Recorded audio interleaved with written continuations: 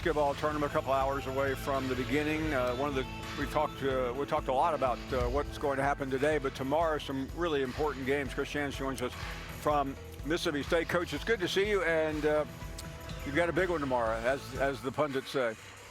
We do. A little bit of deja vu, if you will. Felt like we were in this position last year with, feeling like we had to win a game or two, in the SEC tournament, and that feeling I feel the same as we did last year.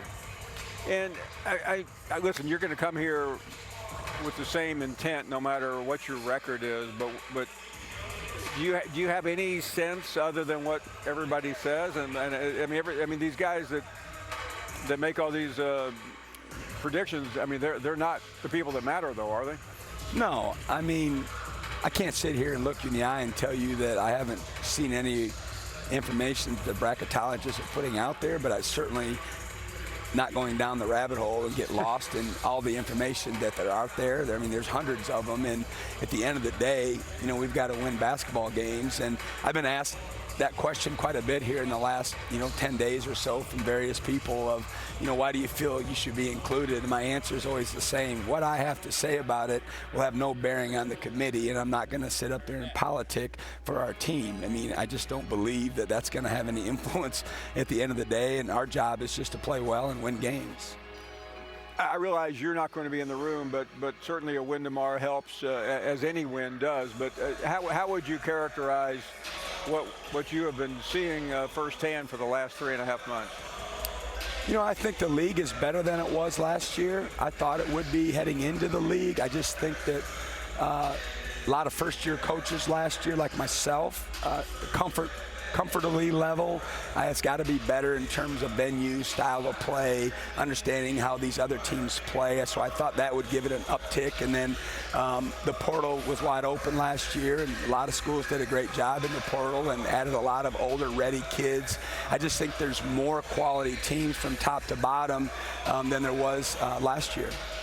By getting to the tournament last year and doing what you did and following it up this year, what does it say for your program as you try to build this thing into a perennial NCAA tournament team? Well, that was the plan. A lot of coaches say a lot of things when they're announced as a coach, and that's what one of our goals was, that one, we're going to play hard and make our fan base proud of our effort, but at the same time, we didn't have a 2-3 year plan. I think that's dead. That's not how you run a program anymore with the portal era, and you build a team each and every year, and that's what's going to be our focus, and that's what we've tried to do. After our first year, certainly a little more pressure maybe to do it in our second year. We had a bunch of guys coming back. Unfortunately, we've had some injuries along the way, like a lot of teams, but we're in this position and we've got to finish it off. But I just think it speaks to the kids in our program. We've got good players and good kids, and they've really worked hard all year long. I just remembered a year ago we were sitting here. I vaguely remember you having a fan club from back home. Are they back? They're back. Okay. They're back. Numbers quite not as large of a contingent this year as last year. I'm not sure what's going on back home, but we don't have quite the number. We certainly got a big number of folks back from Fairbank, Iowa that will be here for the SEC tournament. I'm not sure how much they'll be in the gym, but they're going to be in and around Nashville. Yeah, I know. I ran into a bunch of them last year, and they said they were here for the games. Yeah. It's always debatable, though. Yeah, I didn't turn around and look and see was it here, but hopefully they're here for our games anyway. Coach, you mentioned the portal, and it's easy for coaches to rail on, and they do in every sport. But how do you approach that? It is what it is. Adapt and change or get left behind.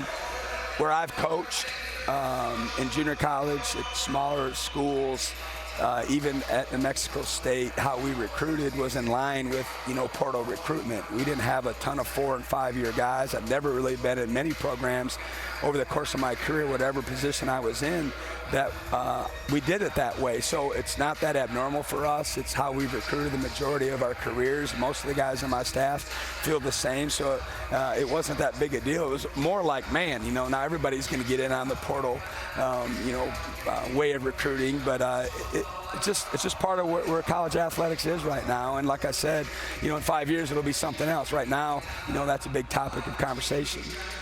the portal works both ways. Everybody talks about players leaving, but then you hear them talk about, well, you got to re-recruit your own players. Is that as big a challenge as some make it out to be, or is that just part and parcel? It's just part of the business now. I can't sit here and lie to you that it doesn't cross your mind throughout the year when you're coaching your kids that, hey, I want this young man back in our program. So you've got to adjust, like I said earlier. We were real proud of the fact that last year we had 5 guys, 5 starters returning, and they all chose to come back, where every one of them had options to leave and look elsewhere, and we felt really good about that. Now, this year we've got obviously a number of candidates that will be in the same boat. We'll see how it turns out, but like you said earlier, it's definitely a two-way street for everybody involved. I'm curious because those have to be, I mean, I guess they're not awkward anymore because they happen to everyone. But is there a method to the madness when you sit down with a player, especially a good one? I mean, sometimes you're probably not that disappointed if they say they're leaving, but one of your best players, you always have to be careful of and cognizant of. What's the conversation like?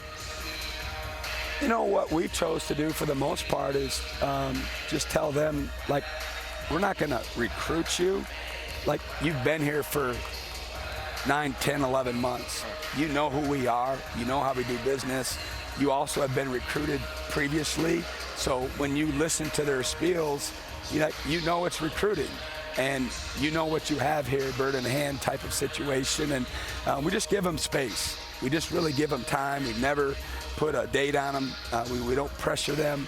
We just tell them that we understand the situation and, go through the process. And if you got any questions, let us know. But there's no big sit down, summit meeting sort of situation, because at that point, if I was the student athlete, I'd be looking at me going, Coach, you've had all year long to show me who you are and how we run our program and how I fit in. And this feels like recruiting, and we try to stay away from that, to be honest with you.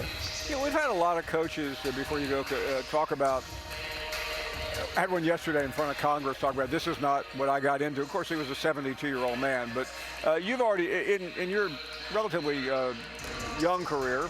Thank you. It's changed. Do you just compartmentalize that because when you played, when you were a coach, it was a different world? I know it sounds trite, but we just try to go with the flow. Yeah. What I think about it is irrelevant. What I like or don't like is irrelevant. If I'm going to do my job to the best of my ability, I've got to get up with the times and do my job.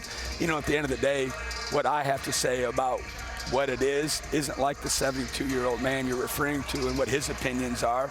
Nobody probably cares what I think about that, and I understand that, and I'm good with that. So what we try to do is, certainly we might talk about it up in the office and how we feel about it and what's going on, but at the end of the day, like I tell my guys, adapt, change, figure it out, make good decisions. Otherwise, we're not going to win games.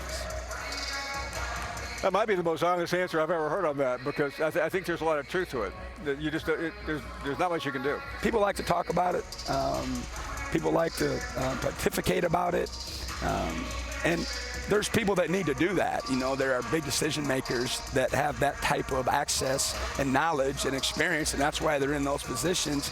And I just trust those people that they're going to do their best to try to put our game in the best light possible, to have competitive balance, if you will, and give everyone a fair shot to, have a successful program. Well, Coach, thank you. We always enjoy seeing you. We've seen you in Starkville. We see you at other places, and we hope you'll see you around for a couple of days. Like I told you earlier, I don't envy you. Talk to 14 head coaches in a row. You're going to hear a lot of stuff all day long. Thanks for having me. Appreciate it, man. It's always a pleasure. We'll take a short break as we are live in Nashville.